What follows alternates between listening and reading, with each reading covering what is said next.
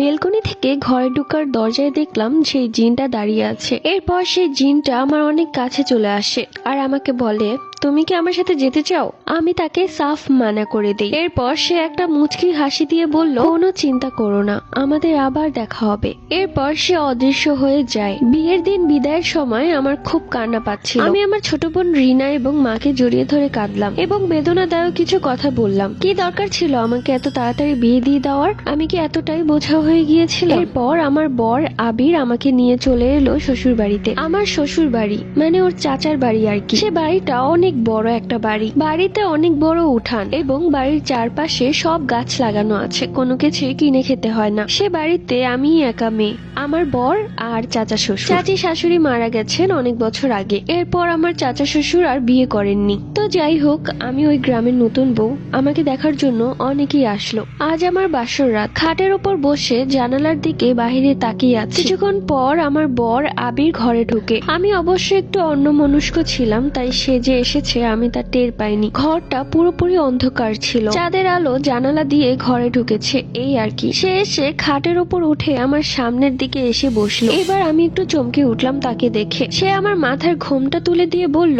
কেমন আছো ময়না? এই কণ্ঠটা আমার কেমন যেন চেনা চেনা লাগছে, মনে হচ্ছে এর আগেও আমি শুনেছি। যাই হোক, আমি তাকে বললাম, কেমন আর থাকবো, আপনি আমাকে ভালো থাকতে দিয়েছেন। আমার ইচ্ছে ছিল আমি ম্যাট্রিক পরীক্ষাটা দিব, কিন্তু আপনার জন্য আমি তাও পারলাম না। তখন সে একগাল হেসে দিয়ে বলল, মেয়েদের অত পড়ালেখা করতে হয় না, অনেক তো পড়েছো, এবার সংসার সামলাতে হবে। আপনি মূর্খ দেখে কি আমাকেও মূর্খ ভাবছেন? তখন সে আরো জোরে জোরে হাসতে লাগলো আর বলল, আমার বউটা তো ভারী তেজি, বেশ ভালো। আমার এরকম তেজি মেয়েই পছন্দ। জানো, তুমি যখন স্কুল থেকে বাড়ি ফিরতে আমি তোমাকে সারাক্ষণ নজরে রাখতাম। কি? আপনি আমাকে নজরে রাখতেন? আপনি কি আমাকে আগে থেকে চিনতেন? হ্যাঁ, আমি তো তোমাকে আগে থেকেই চিনতাম, তোমাকে সারাক্ষণ দেখতাম। কথাগুলো কেমন যেন ঘটকা লাগছিল আমার। এরপর আমাদের মাঝে স্বামী স্ত্রীর সম্পর্কটা হয়। মধ্যরাতে আমি ঘুমিয়ে আছি, হঠাৎই আমি টের পাই কেউ দরজা খুলে ভেতরে ঢুকলো। আমি আচমকা ঘুম থেকে উঠে বসি, দেখি আমার বর আবির বাহির থেকে ভেতরে ঢুকলো। কি ব্যাপার, আপনি কোথায় গিয়েছিলেন?